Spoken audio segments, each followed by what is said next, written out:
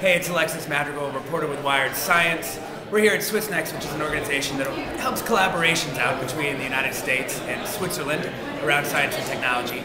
They're hosting a party with a ton of physicists from all across California and up and down the West Coast to talk about and celebrate the Large Hadron Collider. We're going to go in, we're going to get some interviews with physicists, and they're going to tell you their hopes and dreams for the largest, biggest, baddest particle accelerator ever created. It was a toast that to thank the people who made it work, and we hope that we will have another 15 years of good physics.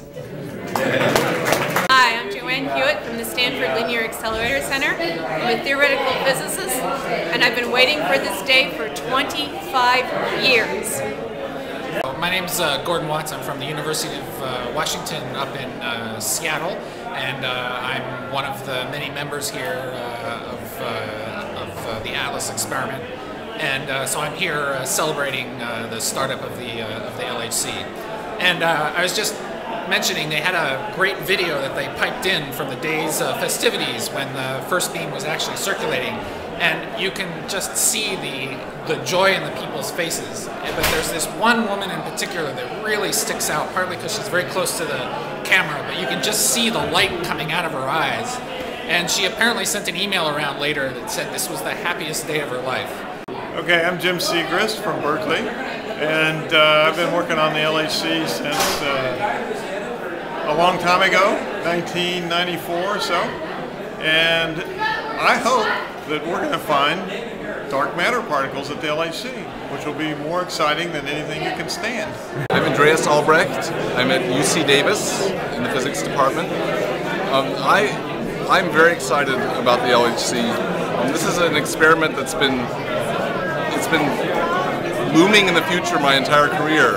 I guess my hopes are, first of all, that we understand in the end where mass comes from. This is the fundamental question that is left unanswered. We have ideas about it. We have theories that have all pointed to the LHC energies as to where we should find the ultimate answer. I'm Steve Brule. I'm director of the Accelerator and Fusion Research Division at Berkeley Lab. And I think the LHC is probably one of the most exciting things technologically that the world's seen. Period. You can land a man on the moon, and technologically that's fantastic. But in terms of science, there's no greater project than the LHC.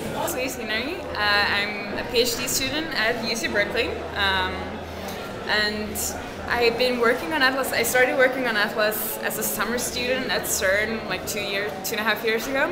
So I haven't been involved for very long. It's amazing. Like some of the guys were saying, they've been working on Atlas since like 1984. That's my entire life. I was a first-year graduate student in 1983 when it was first announced that the superconducting super collider. We were going to pursue building that in the U.S. and I've been doing calculations for hadron super colliders ever since. What I've done over the past 25 years is take every new crazy theory that anybody's ever come up with and calculated its signature at the SSC or the LHC after the SSC was canceled. And my hope for what the LHC will find is none of the above. I honestly think it's going to be a surprise because I think nature is smarter than we are, and she's got surprises in store for us, and we're going to have a hell of a fun time trying to figure it all out, and it's going to be great. When you're building these things, you're building something that's very small. So it's of order 1.5 yards long when you start, and a tube that's about that diameter. But then you build hundreds of thousands of these, and you glue them together, and it becomes something that is many, many, many meters high, 4 or 5 stories high. And it's been incredible to watch that happen, and then watch over at CERN as they haul it into place. They put it down in through the hole, down into the pit where the actual detector rests many meters, many feet underground. And you know that you worked on those little tiny tubes, And they're this one small part of, or times many hundreds of thousands in this huge detector. And that's a kind of cool feeling because they saw some signals in those today. So something I touched actually had a little blip today during some of these tests. Linda Carpenter. I'm a postdoc at the University of California, Santa Cruz in theoretical particle physics. And I'd just like to say that we don't need to worry about the LHC destroying the universe in an election year where there's a crazy woman, shooting big game out of airplanes. Okay, Howard Haber, University of California, Santa Cruz. And maybe just talk a little bit about, your hopes for the LHC, man. Yeah, well, I'm a theoretical particle physicist, so I've been spending a long time during my career trying to understand basically electroweak symmetry and how it works. And one of the big missing pieces from that story is possibly a new particle called the Higgs boson. So what do you think? Do you think they're going to find it? I think they will. And quickly? No, it's actually if the mass of the Higgs boson is where we think it is, and we think it is based on indirect evidence from other experiments, it will probably take about 3 years.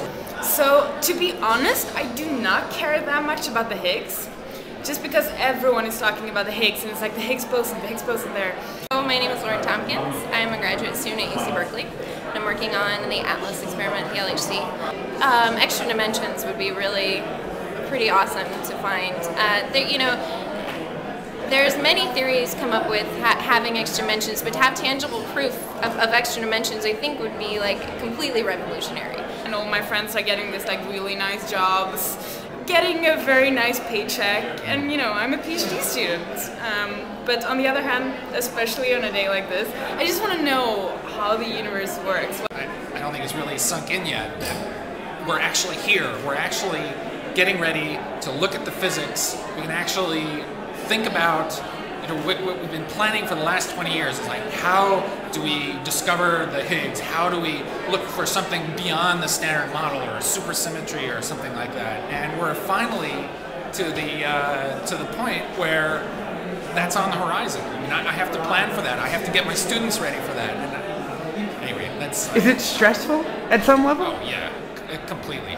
I have this shock of gray hair here now, and my wife claims it's because we have a new kid, but it's really because of the LHC.